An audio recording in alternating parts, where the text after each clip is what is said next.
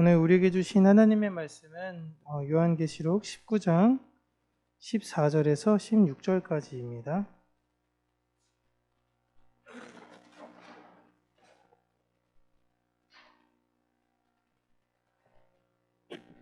계시록 19장 14절에서 16절까지 우리 함께 한 목소리로 읽겠습니다. 하늘에 있는 군대들이 희고 깨끗한 세마포 옷을 입고 백마를 타고 그를 따르더라. 그의 입에서 예리한 검이 나오니 그것으로 만국을 치겠고 친히 그들을 철장으로 다스리며 또 친히 하나님 곧 전능하신 이의 맹렬한 진노의 포도주 틀을 밟겠고 그 옷과 그 다리에 이름을 쓴 것이 있으니 만왕의 왕이요 만주의 주라 하였더라. 아멘. 오늘은 만왕의 왕, 만주의 주라는 제목으로 하나님의 말씀을 우리 사랑하는 여러분들과 함께 나누도록 하겠습니다. 우리가 계시록 19장에 예수님의 이름이 이제 4가지로 나온다라고 말씀을 드렸는데요. 처음엔 충신과 진실, 두 번째로는 자기밖에 아는 자가 없는 이고요. 그다음 세 번째 이름은 하나님의 말씀까지 우리가 함께 나눴고요. 오늘 우리는 마지막 이름인 만왕의 왕, 만주의 주에 대해서 함께 나누도록 하겠습니다. 먼저 14절, 15절 보시면 예수님과 그 뒤에 천상의 군대가 이 세상을 징계하러 내려오는 장면이 나와요. 그런데 이 모습은 계시록에서 계속 반복적으로 나오는 모습들입니다. 오늘은 그 모습, 그 묘사를 조금 더 자세하게 하고 있는 거예요. 하얀 세마포 옷을 입은 백마를 탄 군대들. 군대라고 했을 때는 전신갑주를 입고 나가야 될 것 같은데 하얀 세마포 옷을 입은 백마 탄 군대들이 피 묻은 옷을 입은 백마 타신 예수 그리스도를 따라 내려오는 것이죠. 그리고 예수 그리스도 입에서는 쉬지도 않고 날카로운 검들이 이 세상에 쏟아져 내려오는 것입니다. 그러니까 이게 15절에 나오는 입에서 예리한 검이 나오는 게 한 번 나오고 끝나는 게 아니라 화살처럼 빈틈없이 따발총이 더 정확할까요? 기관총처럼 계속 내려가는 거예요. 그리고 철로 된 막대기로 세상을 치시는데 이걸 세상이 경험하는 것이 포도주 틀에 밟히는 것과 같이 되는 것을 지금 오늘 묘사하고 있습니다. 요한이 보는 환상이 정말 끔찍하죠. 당하는 입장에서 정말 끔찍한 환상인데 이 환상이 여기서만 나오는 환상인 것이 아니라 요한계시록 전체적으로 나오는 반복적 세상의 멸망에 관한 동일한 환상을 이야기하고 있는 것입니다. 오늘은 더 자세하고 구체적으로 나와 있는 것뿐이에요. 계시록 초반에 소아시아에 있는 7 교회에게 하신 말씀에서 보시면 특별히 두아디라 교회를 향해서 장차 오실 메시아가 철장으로 세상을 다스릴 것, 철로 된 막대기로 세상을 다스리실 것에 대한 이야기를 합니다. 그리고 중반에 12장쯤 가면요, 용이 이제 여자와 그 여자의 잉태한 아들을 삼키려고 하는데 여자가 그 용을 피해서 광야로 가고 거기서 아들을 낳아서 양육을 하죠. 그리고 양육된 그 아들이 자라서 철장으로 세상을 다스리는 장면이 나옵니다. 그리고 오늘 19장에서 백마 타고 오신 이가 철장으로 세상을 또 심판하는 거예요. 이건 메시아가 처음 왔다가 올라갔다가 또 다른 메시아가 나타났다가 올라갔다가 또 세 번째 메시아가 나타났다가 올라갔다가 하는 것을 말하는 것이 아닙니다.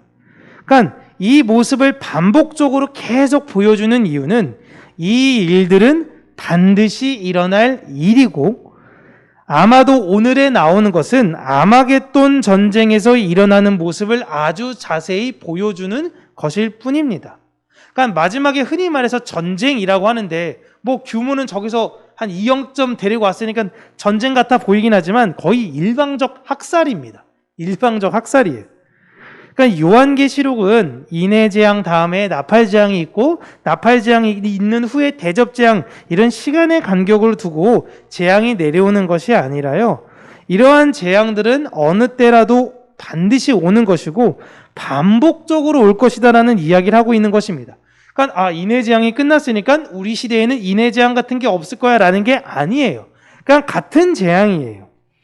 그런 상황이 이 세상에 떨어질 때에 역사 속의 모든 교회들을 예수님께서는 반드시 구하실 것이고, 궁극적으로 오늘 나오는 마지막 장면에서 세상을 완벽하게 심판하신다라는 것을 말하고 있는 것입니다.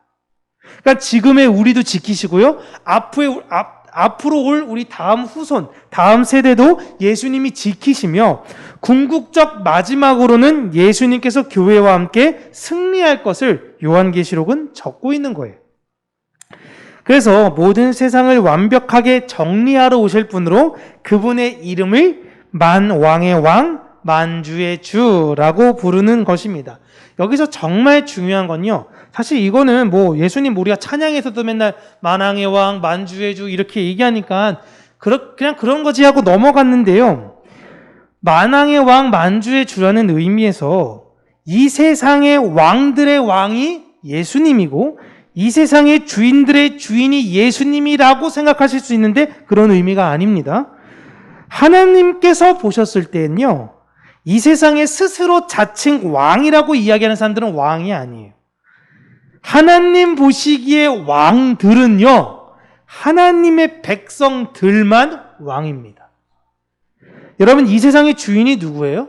이 세상의 주인은 예수님이신데, 하나님께서 이 세상의 주인은 너희들이다 라고 이야기를 하십니다. 하나님께서 천지를 창조하셨어요. 그 천지를 창조하시고 그것을 통치하며 다스릴 그런 대리자로 아담을 세우셨습니다. 이 세상에 교회를 하나님이 직접 주실 수 있는 복을 누굴 통해서 대리로 그 복을 전하는데, 그들이 누구냐 하면 교회예요. 그들이 이 세상의 왕이고 그들이 이 세상의 주인인 것입니다. 그런데 그 교회의 머리가 누구시죠? 예수님이시잖아요. 그러니까 그 예수님이 모든 교회들의 왕이요, 모든 주인들의 주인이다라는 의미로 만왕의 왕, 만주의 주라는 의미인 것입니다. 이게 오늘 말씀드린 것 중에 가장 중요한 거예요. 그러니까 우리의 주인, 우리가 왕이고 우리 이 왕 중에 왕인 예수님이라는 거예요. 여러분, 마태복음 25장에 달란트 비유가 나오는데요. 주인들이 이제 종을 불러서 달란트를 맡기고 이제 먼 곳으로 떠납니다. 그때 남들과 자신이 받은 것을 비교한 사람이 한 사람이 있었어요. 그 사람이 몇 달란트 받은 사람이죠? 1달란트 받은 사람입니다. 5달란트 받은 사람과요, 2달란트 받은 사람들은요, 자기에게 주어진 일에 최선을 다했어요.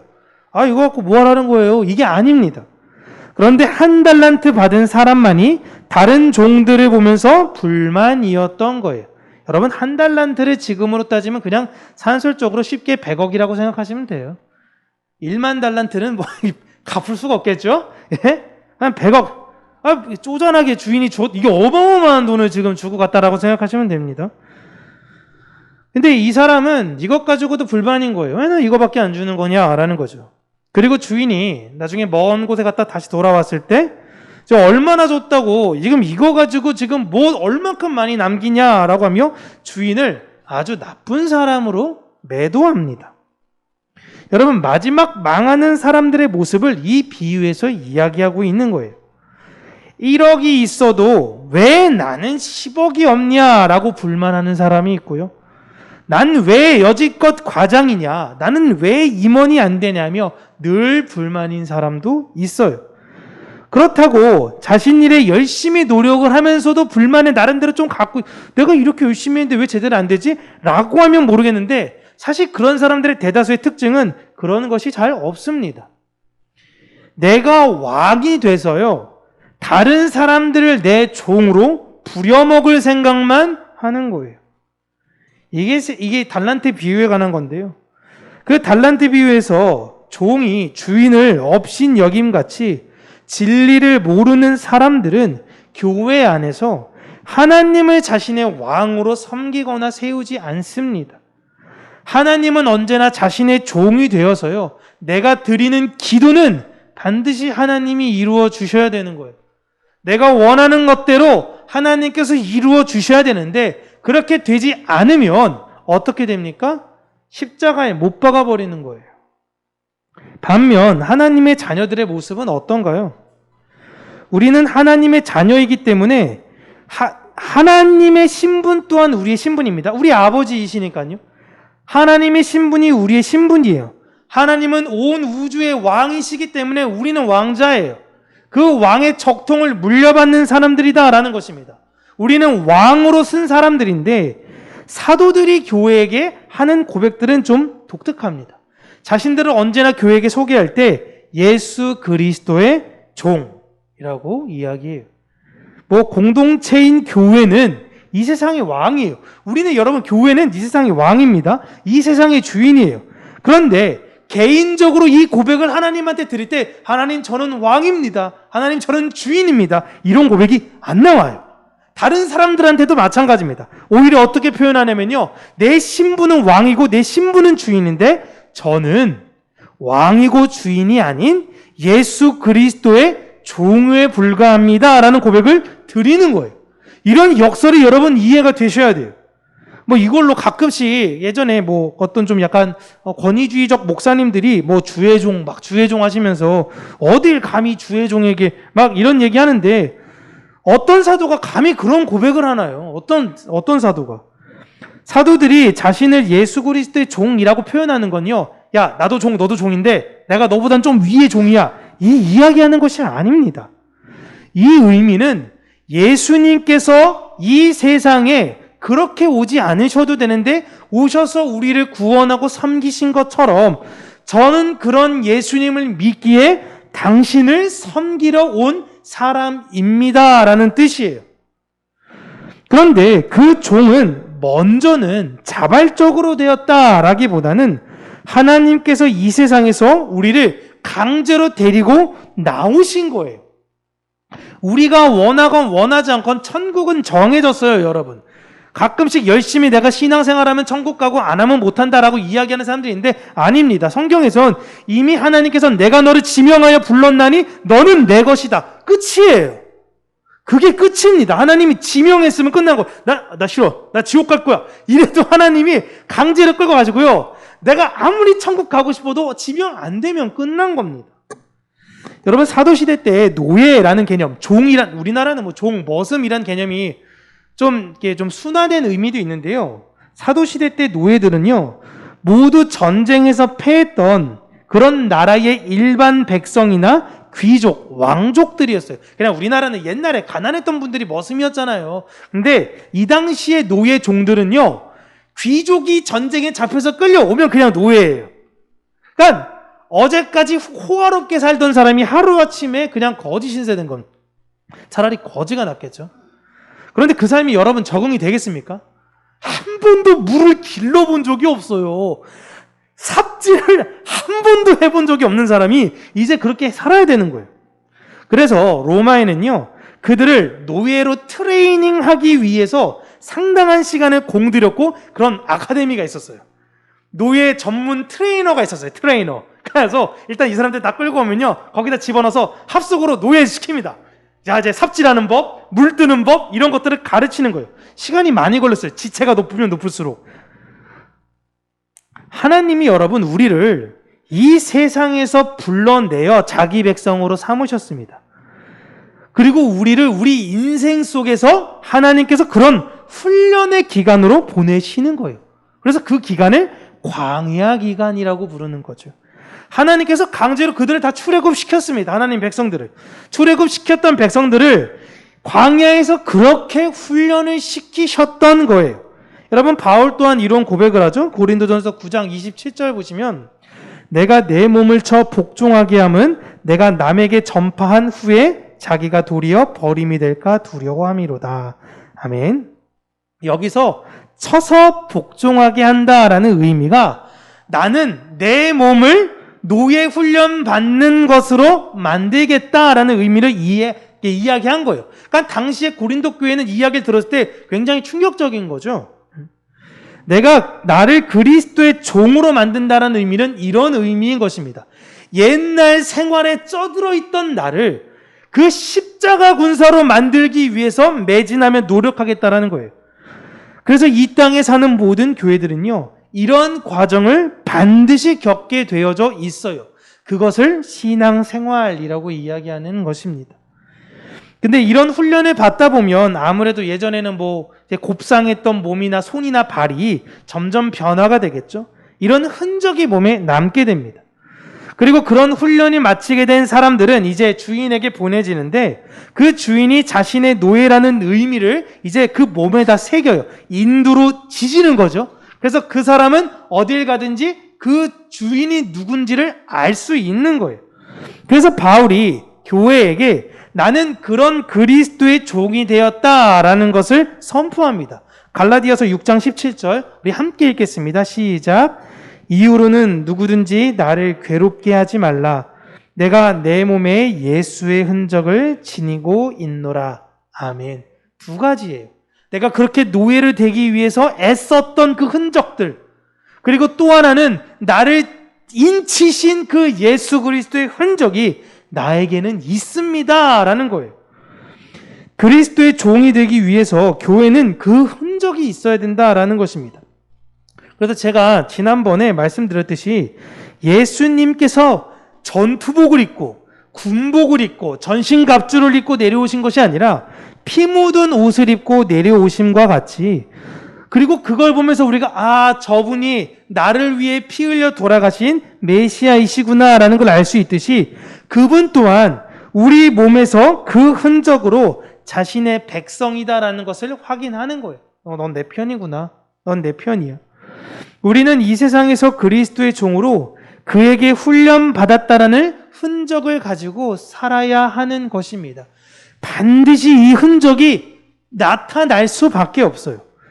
그런데 분명히 우리는 그리스도의 종이 되려고 훈련을 받는데 그 훈련을 받는 자들을 하나님께서는 왕이다라고 이야기를 하시는 거예요. 베드로전서 2장 9절에 이야기하시죠.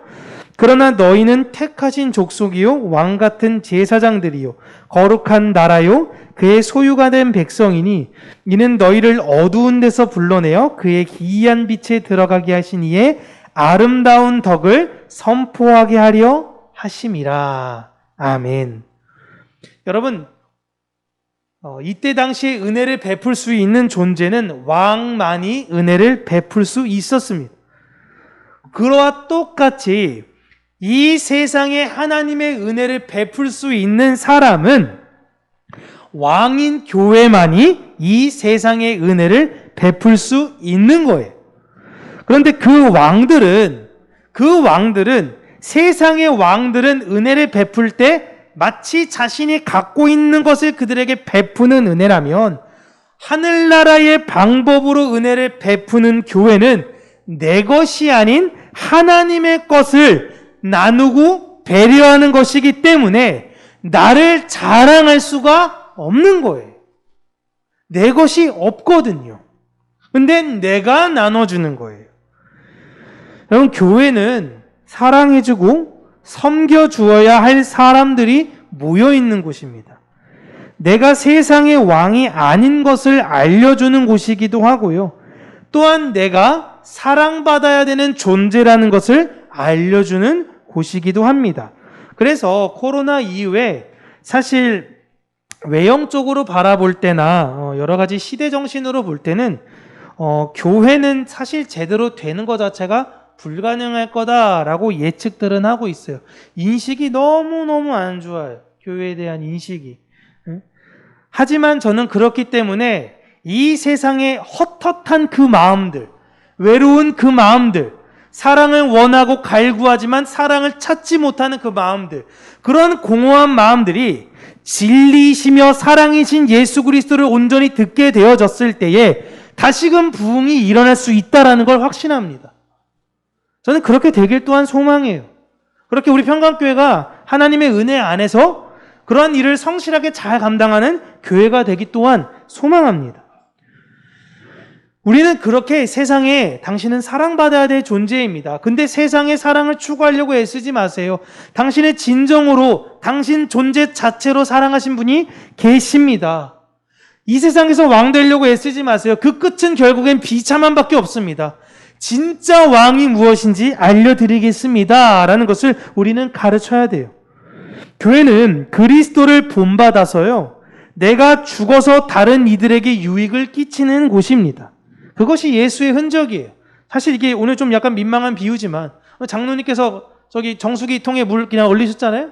아무것도 아닌 것 같잖아요? 이제 우리 윤 장로님께서 나중에 이거 다 작업하시는 그런 것들.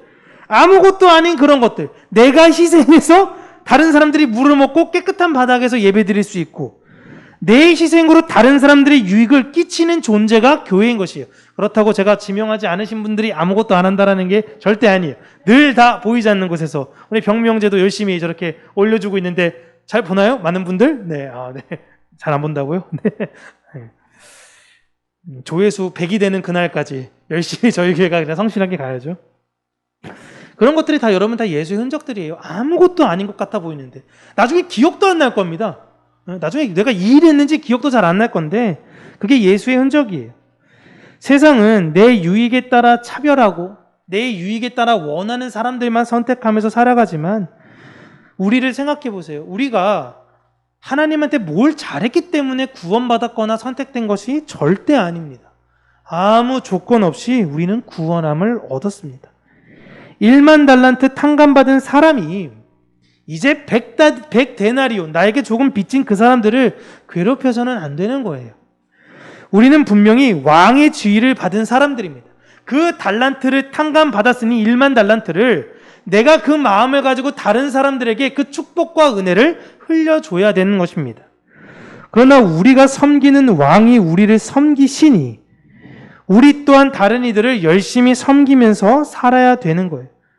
혹여 내 마음에 나는 이렇게 대접받아도 돼야 된다라는 마음이 혹여나 내 마음 가운데 생긴다면 그런 마음을 내려놓으시기를 바랍니다. 내가 주인이요, 내가 왕이요, 내가 세상에 으뜸되고 싶습니다. 그런 사람들의 마지막은 너무나 슬프고 비참합니다. 바울이 교회에게 하는 권면을 보세요. 고린도전서 15장 19절입니다. 만일 그리스도 안에서 우리가 바라는 것이 다만 이 세상의 삶뿐이면 모든 사람 가운데 우리가 더욱 불쌍한 자이리라. 아멘. 우리가 바라는 건 이 세상에서 왕되는 것이 아니에요. 이 세상은 여러분 당연히 그러는 거예요. 그 사람들이 왜 그렇게 됐냐라고 우리가 비난하는 것이 아니라 교회 안에서 그런 마음을 버리지 못하고 있는 사람들이 있다면 고린도 교회야, 그런 사람은 얼마나 불쌍한 사람이니? 라고 바울이 권면하는 것입니다. 여러분, 여기서도 다른 사람들을 섬기지 못하는데 천국 가면 다른 사람들을 섬길 수 있을까요? 내가 여기서 다른 사람 밟아가지고 높은 곳에 올라가는 게 익숙한 사람인데 천국에 가서 다른 사람들을 위해서 내가 기꺼이 밟힐 수 있다고요? 불가능합니다. 천국은요, 그 섬김의 습관이 내 몸에 밴 사람들이 모이는 곳이에요. 그 전까지는 여러분 사실 못했어도 괜찮습니다. 그 전까지는 내가 이 세상의 뜻대로, 이 세상의 규율대로, 방법대로 내가 왕이 되려고 했었습니다라는 그런 마음이 내 안에 있었다면 괜찮아요. 과거니까요. 중요한 건 항상 지금입니다. 내가 오늘 하나님 앞에, 하나님, 내가 이제 이렇게 살겠습니다. 내가 하나님, 내 과거의 모든 것들을 잊고 다시 한번 하나님의 뜻대로 이렇게 살겠습니다 라고 주장하기를 하나님은 원하시는 거예요. 하나님, 잘못했어요. 내가 옛날에도 이랬는데 또 이러네요. 어떡하죠? 난 죽을까요? 그냥 나는 가망성이 없어요. 이렇게 있는 것이 아니라 털어내세요. 지나간 거는 어쩔 수 없어요. 지금 나는 하나님 앞에 그 고백을 드리면서 나아가면 되는 겁니다. 잘 섬기다가 잘 또 다른 사람들을 사랑하다가 배신당하고 이러면요, 그냥 신경질이 확 날 수 있어요. 아, 진짜 짜증나, 진짜. 내가 이렇게 살다가 진짜 언제까지 이렇게 살아야 돼? 라고 생각이 들 수 있어요. 그래도 여러분, 우리의 목표를 알잖아요. 내가 지향해야 하는 마음, 내가 걸어가야 할 그 길을 아니까 우리가 가장 중요한 건 그 목표를 잊지 않는 거예요. 우리가 치매를 걸린다 하더라도 절대 잊지 말아야 되는 건 두 개. 이 목표와 예수님이 나를 사랑하신다라는 거. 이 두 가지는 잊지 않으시면 돼요. 치매에 걸려서 이 세상 것 다 잊어도 돼요. 안 걸리시는 게 제일 좋지만 다 잊어도 돼요. 하나님이 나를 사랑하시는 것, 예수님이 나를 사랑하시는 것, 그리고 나는 그 천국에 가기 위해서 내가 오늘도 매진하며 살아야 된다라는 것, 이거 두 가지만 기억하면 되는 것입니다. 이거 제 기도 제목이에요. 하나님, 제가 이렇게 될 수도 있을 텐데 그때 이 두 가지만 잊지 않게 해주세요. 다 잊을 수 있는데 어차피 가면 다 볼 거 아닙니까? 우리가 가면 여기도 잠깐 잊으면 어때요? 가서 다 볼 거니까. 근데 더 중요한 걸 잊으면 안 되잖아요. 그 목표를 아니까 목표 잊지 마시고 오늘도 또 내일도 하나님 안에서 그 고백하시면서 묵묵히 전진해 나아가시기를 바랍니다. 기도하겠습니다. 참 좋으신 하나님 아버지, 우리를 자녀 삼아 주신 것, 우리를 이 세상의 왕 같은 제사장, 모든 만물의 주인으로 삼아 주신 그 은혜에 감사하며 우리가 그것으로 뻐기고 잘난 척하며 세상에 살아가는 것이 아닌 더 연약하고 더 힘들고 부족한 사람들을 찾아 섬기는 자들이 되게 하여 주시옵소서. 낮은 곳으로 오신 예수님을 본받아 우리 또한 낮은 곳으로 임하는 자들이 되기를 간절히 간구하고 소원하고, 우리가 날마다 주님의 말씀 안에서 사는 자로, 그 은혜 안에서 거듭난 자로 날마다 기쁨과 감사의 제사를 드리며 하나님께 나아가는 자들이 되어지기를 간절히 간구하고 소원합니다.